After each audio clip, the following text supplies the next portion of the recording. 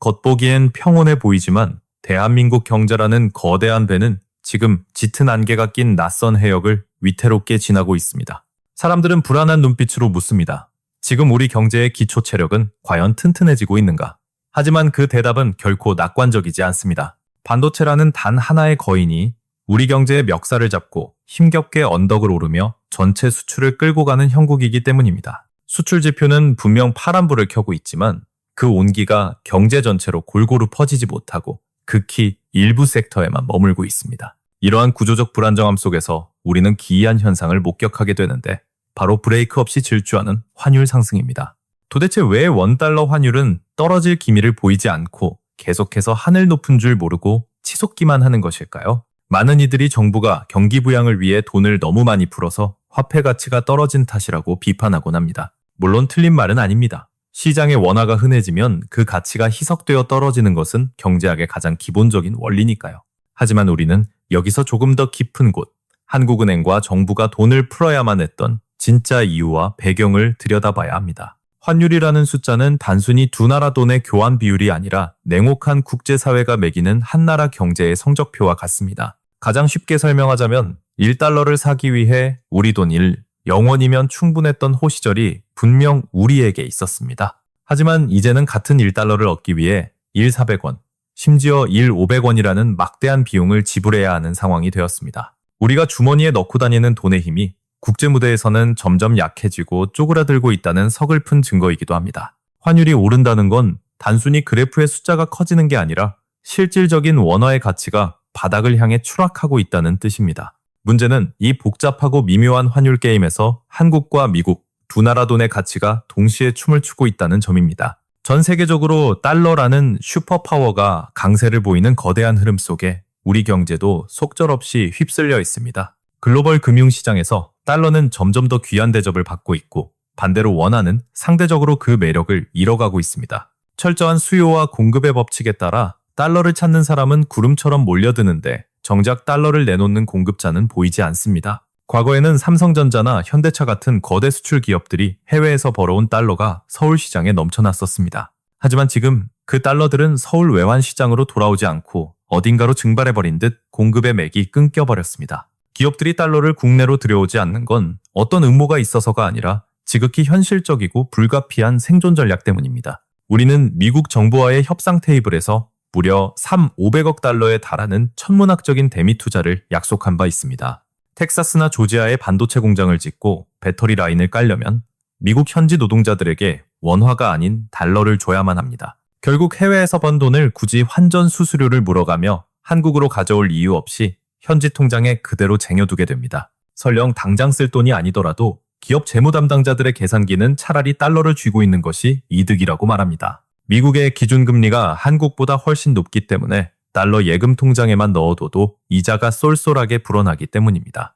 게다가 환율이 매일같이 오르는 상황에서 오늘 바꾸는 것보다 내일 바꾸는 것이 장부상 이익을 더 크게 만듭니다. 기업들은 환차익이라는 달콤한 보너스를 기대하며 환전 타이밍을 최대한 뒤로 늦추는 버티기 전략에 들어갔습니다. 실제 데이터를 들여다보면 국내 주요 수출 기업들의 장부상 외화 자산 항목이 기형적으로 빠르게 불어나고 있습니다. 수출은 잘 되지만 그 과실인 달러가 국내 시장에 풀리지 않으니 마치 가뭄에 저수지가 말라가듯 달러 공급이 뚝 끊긴 겁니다. 공급이 막힌 반대편에는 입을 크게 벌리고 달러를 집어삼키려는 거대한 고래, 바로 국민연금공단이 버티고 있습니다. 국민연금은 매달 우리 월급에서 떼어간 돈을 적립해 불려야 하는 아직은 몸집을 키워가는 성장기 소년과 같습니다. 하지만 국내 주식시장이라는 연못은 1령조 원이 넘는 국민연금이라는 거대 고래가 헤엄치기엔 너무나 좁고 얕습니다. 국민들의 노후 자금을 안전하게 불리기 위해선 좁은 한국을 떠나 넓은 해외 시장으로 눈을 돌릴 수밖에 없는 구조입니다. 국민들에게 거둔 돈은 원화인데 사야 할 주식은 애플이고 채권은 미국 국채이니 필연적으로 환전 수요가 발생합니다. 국민연금이 해외 투자를 늘리면 늘릴수록 서울 외환시장에서는 원화를 팔고 달러를 사려는 거대한 압력이 매일 작용합니다. 여기에 더해 동학개미를 넘어 서학개미로 진화한 개인 투자자들의 움직임도 환율 상승에 기름을 붓고 있습니다. 코로나 팬데믹을 거치며 미국 기술주들의 폭발적인 성장을 목격한 사람들은 이제 한국 주식보다 미국 주식을 더 신뢰합니다. 국내 증시가 지루한 박스권에 갇혀 있을 때 나스닥이 신고가를 경신하는 모습을 보며 자금의 대이동이 시작된 것입니다. 개인들마저 쌈짓돈을 털어 원화를 달러로 바꾸고 있으니 달러를 사려는 줄은 끝이 안 보이고 파려는 사람은 없는 형국입니다. 물론 환율을 단순히 수요와 공급이라는 1차원적인 시각으로만 바라보는 것은 거대한 코끼리의 다리만 만지는 격입니다. 거시경제학의 관점에서 환율은 결국 어느 나라의 경제가 더 매력적인가를 묻는 냉정한 인기투표와 같습니다. 경제 성장률이 높고 금리를 많이 쳐주며 미래가 밝아 보이는 나라의 돈을 가지고 싶은 것은 인간의 본능입니다. 펀더멘털이라 불리는 이 기초 체력 싸움에서 작년 9월 우리는 아주 기이하고도 역설적인 현상을 목격했습니다. 미국 연준이 금리를 내릴 것이라는 기대가 무르익을 때까지만 해도 달러 가치는 떨어지고 원화는 숨통이 트이는 듯 했습니다. 상식적으로 미국 금리가 내려가면 달러 예금의 매력이 떨어지니 달러를 팔고 나가는 것이 자연스러운 수순이기 때문입니다. 드디어 운명의 날, 연준은 통상적인 수준의 2배인 0.5%포인트를 한 번에 내리는 과감한 B컷을 단행했습니다. 그런데 그날을 기점으로 시장의 예상과는 정반대로 달러가 미친 듯이 솟구치고 환율이 급등하는 대반전이 일어났습니다. 뚜껑을 열어보니 연준 위원들은 여전히 물가를 걱정하고 있었고 시장이 기대한 만큼 금리를 빨리 내릴 생각이 없었습니다. 우리가 너무 앞서갔구나. 시장은 자신들의 기대가 과했음을 깨닫고 황급히 태세를 전환해 다시 달러를 사모으기 시작했습니다. 9월의 FOMC 회의는 환율이 떨어질 것이라는 막연한 희망을 산산조각내고 강달러 시대로 회귀하는 변곡점이 되었습니다. 엎친 데 덮친 격으로 11월 트럼프 전 대통령의 재선 당선은 불확실성이라는 기름을 환율 상승의 불길에 부었습니다. 이 사람이 또 무슨 일을 벌일까? 전 세계가 불안에 떨 때 투자자들은 본능적으로 가장 안전한 피난처를 찾습니다. 국제금융시장이 요동치고 공포가 엄습할 때마다 어김없이 왕좌에 복귀하는 것은 기축통화인 킹달러였습니다. 트럼프의 당선은 곧 미국 우선주의의 부활을 의미했고 이는 전 세계 돈이 미국으로 빨려 들어가는 거대한 소용돌이를 만들었습니다. 여기에 더해 12월 대한민국 내부에서는 아무도 예상치 못한 계엄 선포라는 충격적인 정치적 사건이 터졌습니다. 한국 사회의 시스템 리스크가 부각되자 외국인 투자자들은 한국은 위험하다라는 인식을 가지며 원화를 투매했습니다. 대내외적인 악재가 쓰나미처럼 몰려오면서 환율은 방어선 없이 뚫려버렸고 우리는 고환율의 파도에 휩쓸리게 되었습니다. 해가 바뀌어 올해 봄이 되었지만 상황은 진정되기는커녕 한미 관세 협상이라는 또 다른 암초를 만나 출렁거렸습니다. 우리는 이미 미국에 3,500억 달러 투자를 약속하며 관세 면제를 받아냈지만 시장의 의구심은 여전히 가라앉지 않았습니다. 트럼프의 선불이야라는 한마디는 외환 시장에 거대한 충격파를 던지며 3,500억 달러를 당장 내놓으라는 협박처럼 들렸습니다. 만약 이 막대한 금액을 단기간에 환전해야 한다면 원화 가치는 휴지 조각처럼 폭락할 것이라는 공포가 시장을 지배했습니다. 다행히 협상 결과 미국은 한 번에 돈을 요구하는 대신 연간 200억 달러라는 상한선을 두는 것으로 한 발 물러섰습니다. 최악은 피했다며 안도의 한숨을 내쉬었지만 냉정히 뜯어보면 이것은 빚을 탕감받은 게 아니라 할부로 갚게 된 셈입니다. 매년 200억 달러, 한화로 약 30조 원에 달하는 돈이 꼬박꼬박 미국으로 흘러들어가는 달러 유출이 확정된 것입니다. 이는 앞으로 수십 년간 달러를 팔려는 공급보다 달러를 사서 보내야 하는 수요가 구조적으로 우위에 있음을 의미합니다. 정부는 한국은행이나 국민연금이 해외에서 굴리는 자산의 운용 수익으로 이 돈을 충당하겠다는 보관을 내놓았습니다. 현재 우리의 외환 보유고는 약 200억 달러이며 여기서 나오는 연평균 수익률 4%를 계산하면 얼추 계산이 맞아떨어지는 듯합니다. 하지만 계산기를 두드려보면 연간 수익은 약 160억 달러 남짓으로 우리가 보내야 할 200억 달러에는 미치지 못합니다. 결국 모자란 돈은 시장에서 달러를 사오거나 정부가 보증하는 채권을 찍어 빚을 내서 메워야 하는 상황입니다.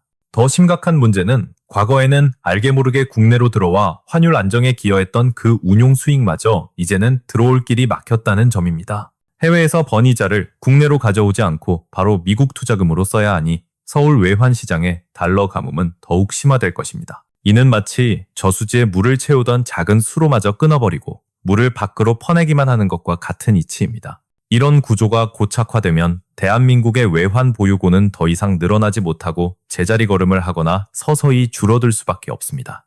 국제 금융시장의 냉혹한 투자자들은 한국의 지갑이 더 이상 두꺼워지지 않는다는 사실을 기가 막히게 알아챕니다. 국가의 비상금인 외환 보유고가 정체된다는 신호는 원화의 매력을 떨어뜨리고 한국 경제에 대한 신뢰도를 갉아먹는 악재입니다. 결국 우리는 단기적인 급등락 리스크는 줄였을지 몰라도 장기적으로 원화 가치가 서서히 말라가는 만성질환을 얻게 된 셈입니다. 협상이 타결되었음에도 환율이 떨어지지 않고 오히려 고공행진을 이어가는 것은 시장이 이러한 본질을 꿰뚫어 보았기 때문입니다. 정부가 돈을 푼 것도 환율 상승에 한몫했다는 지적이 있지만 이는 단순히 돈의 양이 늘어났기 때문만은 아닙니다. 한국은행이 금리를 낮추고 돈을 풀 수밖에 없었던 우리 경제의 처절한 내부 사정이 환율 방어를 더욱 어렵게 만들고 있습니다. 정부는 꽁꽁 얼어붙은 내수 시장을 녹이기 위해 소비 지원금이라는 장작을 아낌없이 던져넣는 확대 재정 정책을 폈습니다.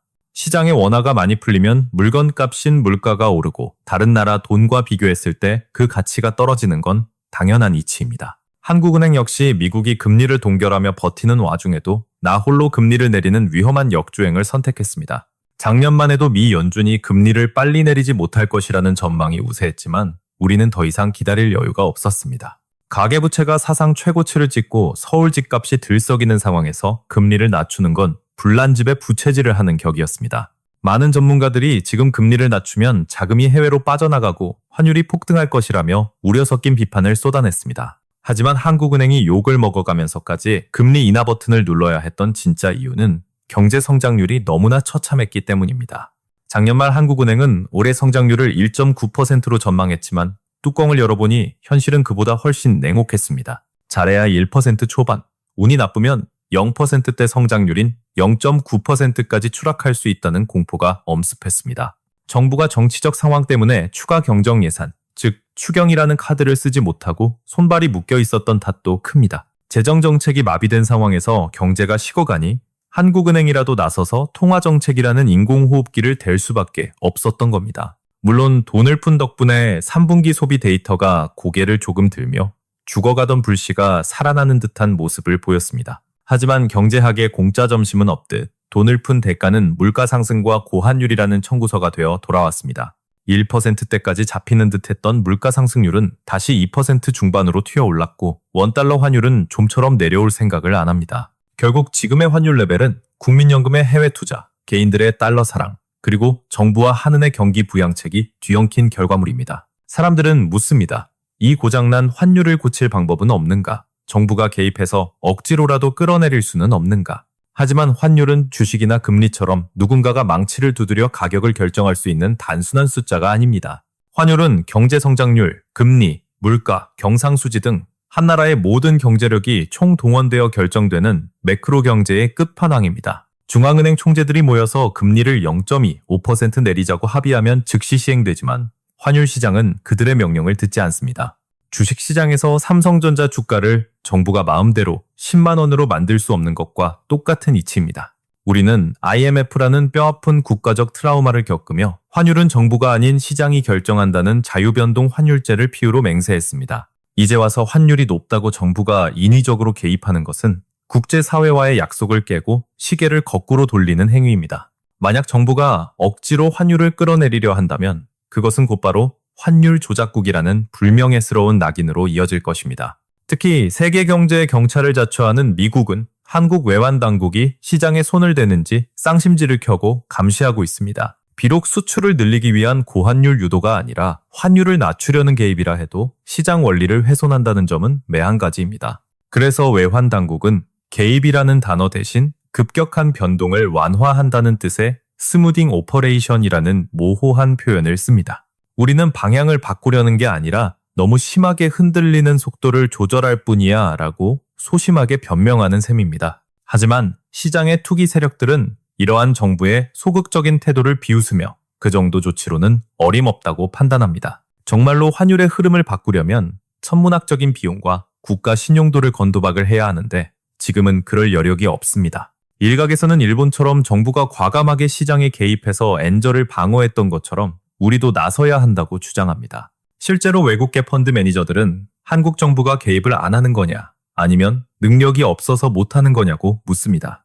환율을 떨어뜨리려면 결국 시장의 달러를 강제로 쏟아부어 공급을 늘리는 수밖에 없는데 방법이 마땅치 않습니다. 삼성전자나 현대차 같은 수출 대기업들의 팔을 비틀어 해외에 쟁여둔 달러를 당장 내놓으라고 강요할 수 있을까요? 이는 기업 경영의 자율성을 침해하는 관치 금융이며 기업 임원들을 배임 혐의라는 법적 위험에 빠뜨리는 일입니다. 만약 강요에 못 이겨 달러를 팔았다가 나중에 환율이 더 오르면 외국인 주주들이 경영진에게 막대한 손해배상을 청구할 겁니다. 게다가 기업들 입장에서도 앞으로 미국 투자를 위해 막대한 달러가 필요한데 곳간을 비우라는 건 생존을 포기하란 말과 같습니다. 결국 시장의 시선은 대한민국 금융시장의 유일한 큰손, 코끼리라 불리는 국민연금공단으로 쏠리고 있습니다. 현재 외환시장의 흐름을 단번에 뒤집을 수 있는 자금력과 파워를 가진 단일 주체는 사실상 국민연금뿐이기 때문입니다. 모두가 숨죽이며 국민연금이 달러 보따리를 풀어주기를 기대하고 있지만 국민연금의 속사정은 그리 간단치 않습니다. 아이러니하게도 국민연금 입장에서는 환율이 오르면 해외 자산의 평가액이 늘어나 운용 수익률이 좋아지는 꽃놀이패를 쥐고 있습니다. 국민연금이 굳이 스스로 수익률을 깎아먹으면서까지 환율 방어에 구원투수로 등판할 이유는 부족해 보입니다. 물론 규정상 국가 경제가 절체절명의 위기에 빠지거나 금융 시스템이 붕괴될 조짐이 보이면 개입할 근거는 있습니다. 하지만 냉정하게 따져봐야 합니다. 과연 지금이 국민연금이 손해를 감수하고 달러를 시장에 던져야 할 만큼 위급한 상황일까요? 섣불리 나섰다가 국민 노후 자금을 정부 쌈짓돈처럼 썼다는 거센 비판 역풍을 맞을 수도 있습니다. 그렇다면 국민연금 대신 정부가 금고 깊숙이 아껴둔 비상금, 외환 보유고를 헐어서 쓰는 건 어떨까요? 많은 국민들이 경제가 이렇게 어려운데 아껴둔 달러를 이럴 때 써야지 도대체 언제 쓰냐고 반문합니다. 하지만 경제 전문가들이 입을 모아 강조하는 불변의 철칙이 있으니 바로 재정 건전성은 최후의 보루라는 사실입니다. 우리는 이미 남유럽 재정 위기를 목격하며 곳간이 비어버린 국가가 위기 앞에서 얼마나 무력하게 무너지는지 똑똑히 봤습니다. 평소에 욕을 먹더라도 허리띠를 졸라매고 곳간을 채워둔 나라만이 진짜 폭풍이 몰아칠 때 살아남을 수 있었습니다. 특히 대한민국은 전 세계 유일의 분단 국가로서 북한이라는 언제 터질지 모르는 지정학적 시한폭탄을 안고 삽니다. 우리가 원하든 원치 않든 언젠가 갑자기 닥칠지 모를 통일이나 급변 사태에 대비해 막대한 비상금을 항상 준비해둬야 합니다. 독일 통일 당시를 되돌아보면 잘 사는 서독의 인구는 동독의 4배나 되었고 경제 규모도 압도적이었습니다. 서독 사람 3명이 어려워진 동독 사람 1명을 부양하면 됐지만 우리의 현실은 훨씬 더 가혹하고 무겁습니다. 남한 인구는 북한의 2배에 불과해 우리 국민 2명이 북한 주민 1명을 온전히 감당해야 하는 구조이기 때문입니다. 단순 계산으로도 우리가 짊어져야 할 통일 비용의 무게가 독일보다 몇 배는 더 무거울 수밖에 없다는 뜻입니다. 이런 상황에서 당장 환율이 조금 불편하다고 귀한 달러 실탄을 허공에 쏘아 없애는 건 국가의 미래를 건 도박입니다. 외환 보유고는 정말로 나라의 달러가 씨가 말라 석유와 밀가루조차 수입 못하는 국가부도 사태를 막기 위한 생명수입니다. 혹은 거대 투기 자본이 작정을 하고 우리 경제를 공격할 때 그들을 단숨에 제압하기 위해 아껴둬야 할 마지막 필살기입니다.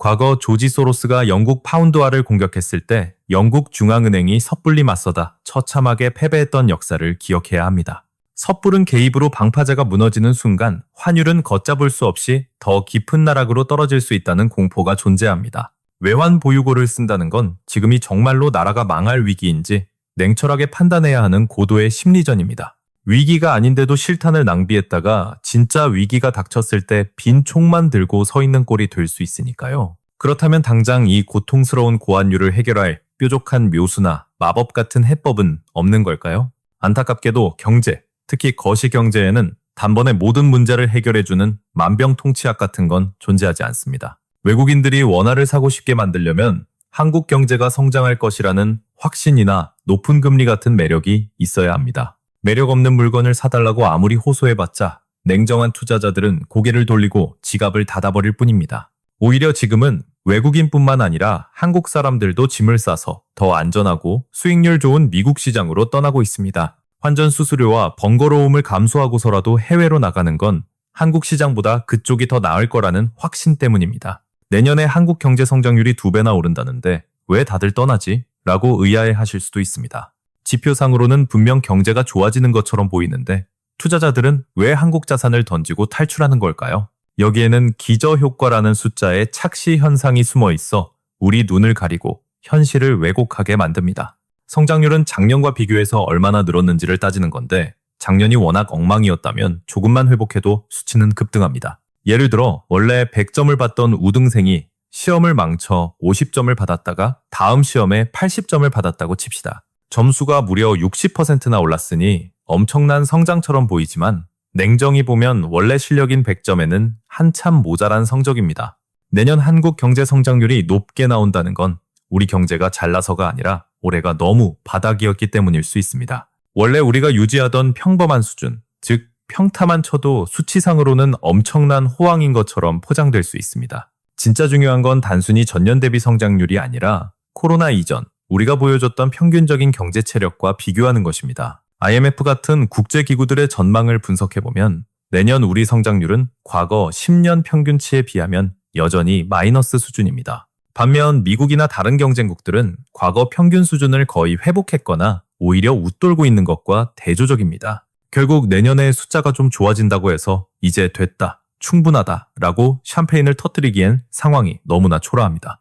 외국인 투자자들은 바보가 아닙니다. 그들은 기저효과라는 숫자의 마법에 속지 않고 한국 경제의 민낯을 냉정하게 봅니다. 한국 경제는 지금 엔진이 꺼진 채 관성으로 굴러가고 있다는 냉혹한 평가가 그들의 투자 보고서에 담겨 있습니다. 결국 환율을 안정시키고 원화의 자존심을 되찾는 유일한 길은 꼼수가 아니라 진짜 실력을 키우는 전공법뿐입니다. 경제 성장률을 끌어올려 투자 매력도를 높이고 이를 바탕으로 금리를 올려야만 떠나간 돈들이 다시 돌아옵니다. 하지만 지금 우리의 현실은 반도체라는 효자 종목 하나가 집안 전체를 먹여 살리는 위태로운 외줄타기를 하고 있습니다. 반도체 산업이 우리 경제의 멱살을 잡고 끌고 가고 있지만 나머지 식구들은 뒤에서 힘없이 끌려오고 있는 형국입니다. 물론 인공지능과 데이터 센터 붐을 타고 반도체가 호황이라니 천만다행이지만 과연 이 파티가 영원할까요?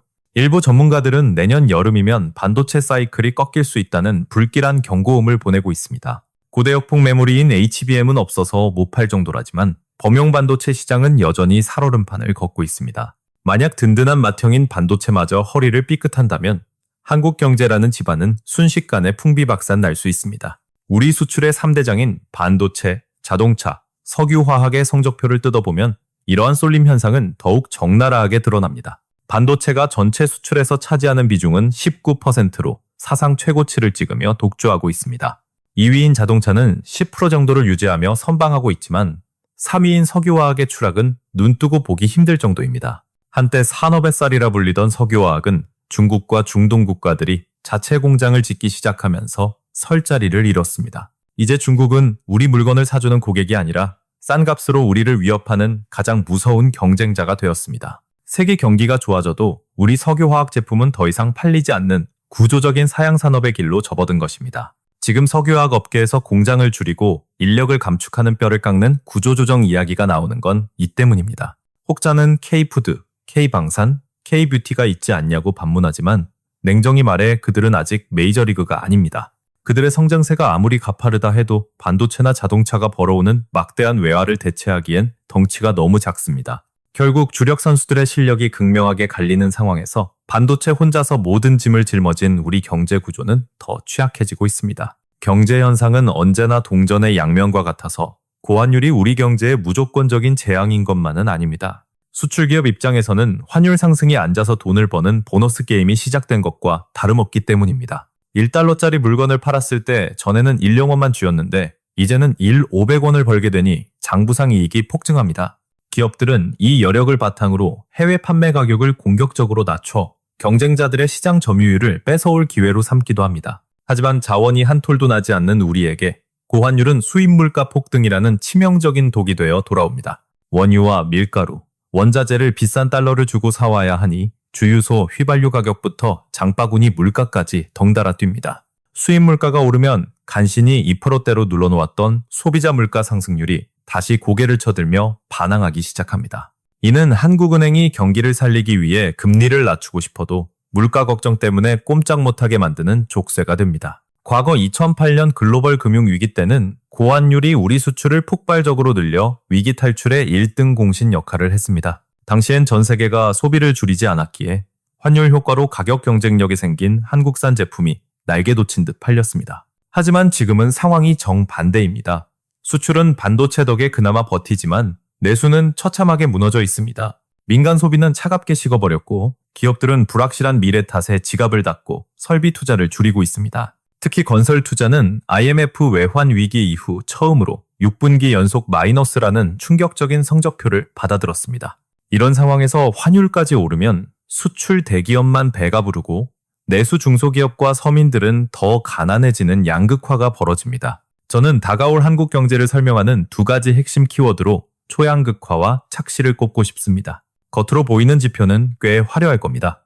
경제 성장률은 2배로 뛰고 주가 지수는 사상 최고치를 찍을 수도 있습니다. 하지만 그 성장의 달콤한 과실은 소수의 대기업과 반도체 섹터가 독식하고 나머지 대다수는 구경꾼으로 전락할 것입니다. GDP가 5% 성장해도 내 월급은 그대로고 장사는 더 안 되는 기이한 풍요 속의 빈곤을 겪게 될 것입니다. 주가 지수가 올라도 삼성전자와 하이닉스만 오르고 내가 가진 나머지 주식들은 바닥을 기는 현상이 심화될 겁니다. 이것이 바로 지표는 좋은데 내 삶은 팍팍한 체감 경기와 지표 경기의 괴리가 만들어내는 잔인한 착시입니다. 이 착시 현상이 정말 무서운 이유는 경제 정책을 결정하는 정부 당국의 눈을 가려 잘못된 처방을 내리게 할 수 있기 때문입니다. 지표가 이렇게 좋은데 굳이 나라 돈을 풀어야 해? 금리를 더 낮출 필요가 있어? 라는 안이한 판단으로 이어질 수 있습니다. 실제로는 응급처치가 필요한 환자인데 건강검진표 수치가 정상으로 나왔다고 수술을 미루는 것과 같습니다. 이러한 양극화와 착시의 민낯을 가장 적나라하게 보여주는 곳이 바로 온 국민의 관심사인 부동산 시장입니다. 서울, 특히 강남 같은 핵심 지역의 집값은 천장을 뚫을 기세지만 지방은 정반대로 차갑게 식어가고 있습니다. 지방의 평균 집값은 2023년 초보다 더 떨어졌고 5대 광역시조차 하락세를 면치 못하는 극심한 따로국밥 장세입니다. 대한민국 가계자산의 70%가 부동산에 묶여있는 나라에서 집값의 양극화는 곧 빈부격차의 확대를 의미합니다. 서울에 집을 가진 사람은 앉아서 부자가 되지만 지방에 사는 사람은 내 자산이 쪼그라드는 상대적 박탈감을 느낍니다. 게다가 집값이 오른 지역은 전월세 비용도 덩달아 뛰기 때문에 집 없는 서민들의 주거비 부담은 살인적으로 늘어납니다. 쓸 돈은 뻔한데 월세 내느라 허리가 휘니 맛있는 것을 사 먹고 옷을 사는 소비 여력은 당연히 줄어들 수밖에 없습니다. 산업 구조를 뜯어봐도 기형적인 불균형은 마찬가지입니다. 우리 GDP의 60%를 차지하는 건 제조업이 아니라 서비스업입니다. 하지만 우리 경제의 미래를 위한 설비 투자의 60%는 서비스업이 아닌 제조업에 몰빵되어 있는 기이한 구조입니다. 경제의 덩치는 서비스업이 키우고 있는데 정작 영양분인 투자는 제조업이라는 한 바구니에만 담고 있는 셈입니다. 더 충격적인 건 그 제조업 투자 중에서도 절반인 50%가 반도체 같은 IT 제조업에만 집중되어 있다는 사실입니다. 대한민국 경제라는 거대한 숲이 오로지 반도체 나무 한 그루가 잘 자라느냐 마느냐에 생존을 걸고 있는 형국입니다. 기업들의 건강 상태를 나타내는 이자 보상 배율을 보면 번 돈으로 이자조차 못 갚는 일명 좀비 기업이 늘고 있습니다. 반면 이자를 갚고도 돈이 남아도는 우량 기업의 숫자는 줄어들며 기업 생태계의 허리가 끊어지고 있습니다. 대기업이라고 해서 무조건 안전한 것도 아닙니다. 불황의 직격탄을 맞은 석유화학이나 철강 업종은 덩치가 큰 만큼 손실도 큽니다. 실제로 하위 25%의 실적을 내는 기업군을 분석해보면 대기업의 영업이익률이 중소기업보다도 더 낮은 역전 현상이 벌어집니다. 덩치 큰 대기업이 한 번 무너지면 그 충격은 협력업체와 지역경제로 도미노처럼 번지며 걷잡을 수 없는 피해를 낳습니다. 이러한 기업 간의 격차는 고스란히 가계의 빈부격차로 이어져 우리 사회의 허리를 끊어놓고 있습니다. 자산 상위 20% 부자와 하위 20% 빈곤층이 가진 자산의 격차는 좁혀지기는커녕 매년 신기록을 경신하며 벌어지고 있습니다. 세대 간의 골도 깊어져서 자산을 축적한 50대 부모 세대와 이제 사회에 나온 2030 청년 세대의 출발선은 너무나 다릅니다. 코로나 때는 정부가 지원금을 뿌리며 소득 격차를 잠시 줄이는 듯 했지만 지원이 끊기자마자 격차는 다시 용수철처럼 튀어올랐습니다. 부자들은 오르는 집값과 주가로 자산을 불리지만 서민들은 제자리 걸음인 월급과 치솟는 물가 사이에서 질식하고 있습니다.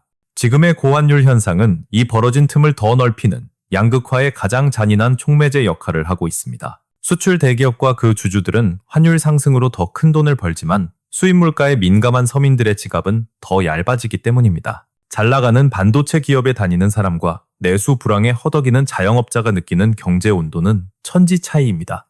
환율이 오르면 수출이 늘어 낙수 효과가 생긴다는 옛말은 지금의 기형적인 경제 구조 속에서는 더 이상 통하지 않습니다.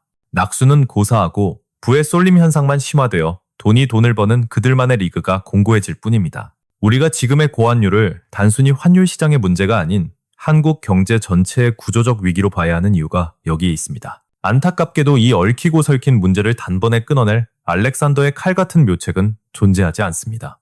떨어진 기초 체력을 회복하고 멈춰버린 성장 엔진을 다시 뛰게 만드는 지루하고 고통스러운 전공법만이 유일한 길입니다. 반도체라는 외발 자전거에서 내려와 바이오, 에너지, 콘텐츠 등 다양한 바퀴를 단 안정적인 사륜구동 자동차로 개조해야 합니다. 당장 눈앞의 지표가 좋다고 착시에 빠져 수술을 미룬다면 우리는 서서히 끓는 냄비 속에 개구리가 될지도 모릅니다. 지금 뼈를 깎는 구조 개혁을 하지 않으면 겉은 화려하지만 속은 텅 빈 속빈 강정 같은 경제가 될 것입니다. 고통스럽더라도 환부를 도려내고 체질을 바꾸는 것, 그것만이 떠나간 투자자들을 다시 불러들이고 원화의 가치를 높이는 길입니다. 시간이 걸리고 논란이 많더라도 지금 당장 시작하지 않으면 10년 뒤 우리는 더 가혹한 청구서를 받게 될 것입니다. 위기는 위험과 기회의 합성어라고 합니다. 지금의 이 위태로운 경고등이 우리를 깨우는 마지막 알람이 되기를 바랍니다. 안개 속을 항해하는 대한민국 경제호가 좌초되지 않고 튼튼한 엔진으로 다시금 넓은 대양을 호령하는 그날을 기대해 봅니다.